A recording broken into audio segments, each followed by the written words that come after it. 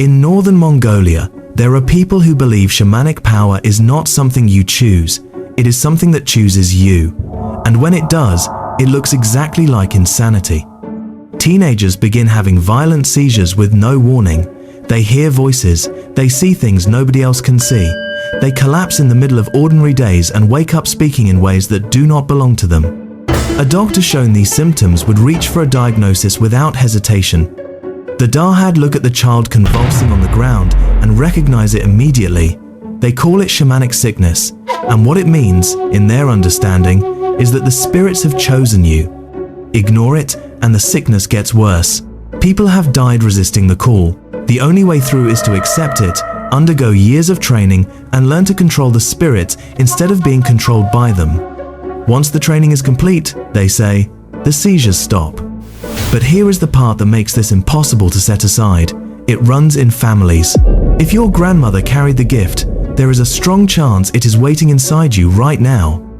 This is the story of the Darhad, the tribe where shamanism looks exactly like madness until you accept it. This is Narantseseg. She is 63 years old and she has been watching her granddaughter for 6 months. The girl has started waking in the night, not knowing where she is. She has started finishing sentences nobody began out loud. Last spring, she collapsed twice in 1 week and came back from both episodes describing a man she had never met, an old man who kept asking her why she was taking so long. Narantseseg knows who the man is. He was her own teacher, dead now for 11 years, and the last thing he told her before he died was that the gift would not stop with her generation. Narantseseg has not told her granddaughter's parents what she suspected yet. She is waiting for one more sign.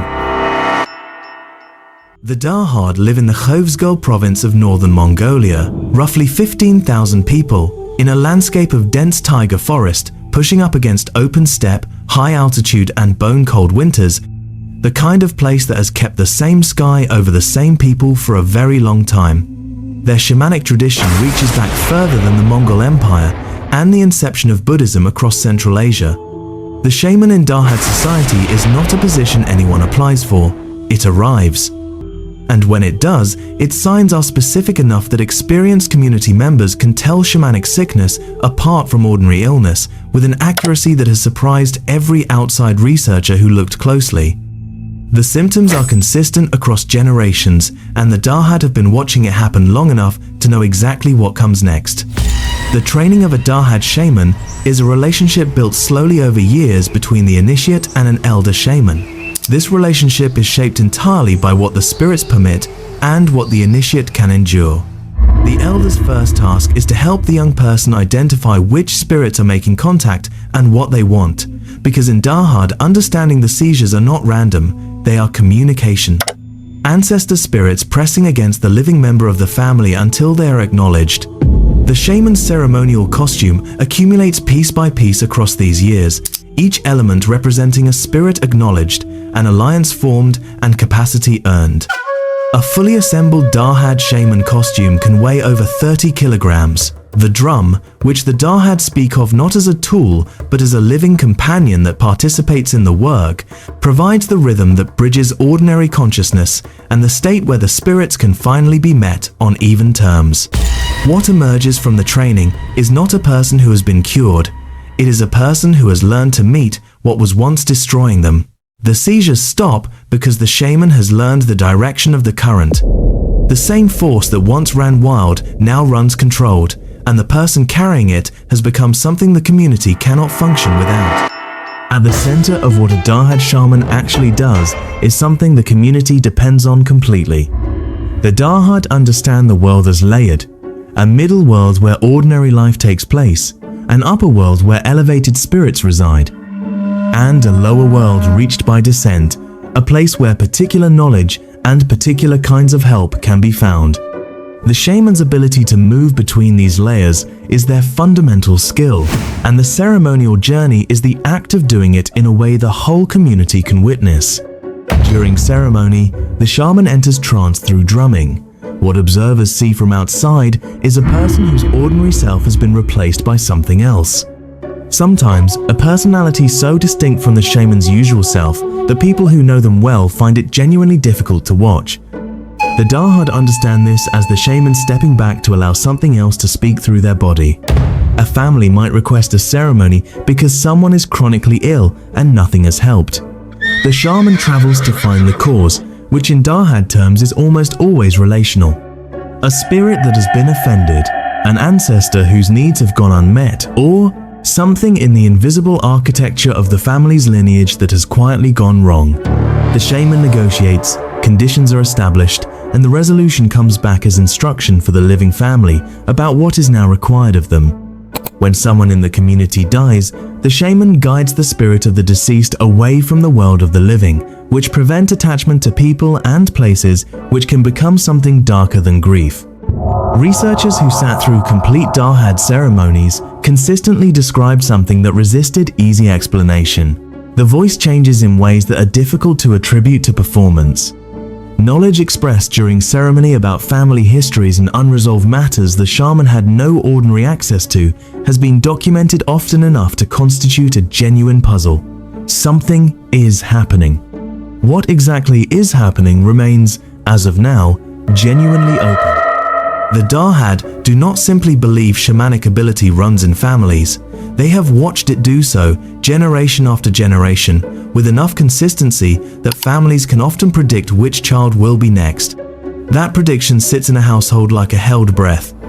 Shamanic lineages among the Darhad are tracked with the same seriousness that other cultures track inheritance or title. The ability passes through bloodlines, sometimes skipping a generation, always traceable back to an origin point. A particularly powerful ancestor whose connections with specific spirits established the lineage's relationship with those spirits long ago. Those spirits, in Darhad understanding, do not dissolve when the shaman who formed them dies. They persist.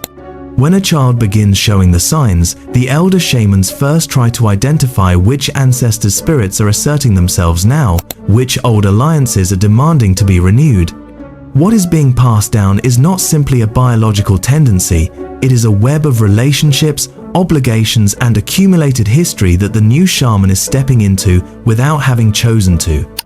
The calling is a summons to take up a specific place in a specific lineage's ongoing story, and the story does not ask permission before it arrives.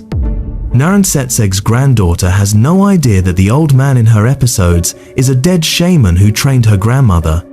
She has no idea that her collapsing, her night wakings, and finishing of sentences nobody started are being read by the most experienced person in her family as a summons that has been building across generations. She only knows that something is happening to her that she cannot explain and that it started 6 months ago and has not stopped. Narantseseg is still waiting for the final sign. It is only a matter of time. For most of the 20th century, the Darhad could not practice any of this openly.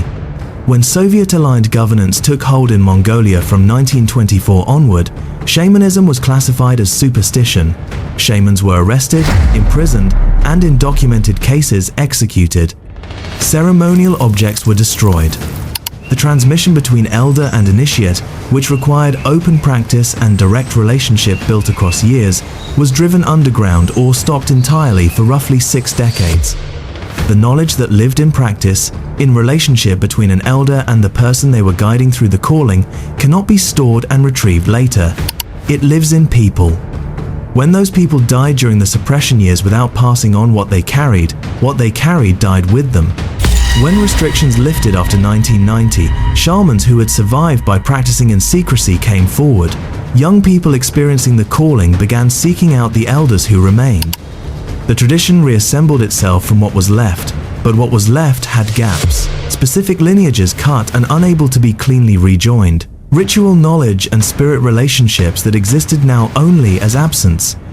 The tradition that survived did so because enough people found it too essential to let go of, even when holding on was dangerous. That kind of survival produces something that comfortable preservation never does. A tradition that knows exactly what it costs and keeps going anyway. The shamanic sickness still arrives in Darhad children on its own schedule, indifferent to everything the century threw at it. Somewhere in northern Mongolia tonight, a child is probably having their first episode. A family is sitting in the specific silence of a household that suspects it already knows what this is. The question they are living inside is not whether the calling is real. The question is whether this child has what it takes to answer it, and what they will become on the other side of trying.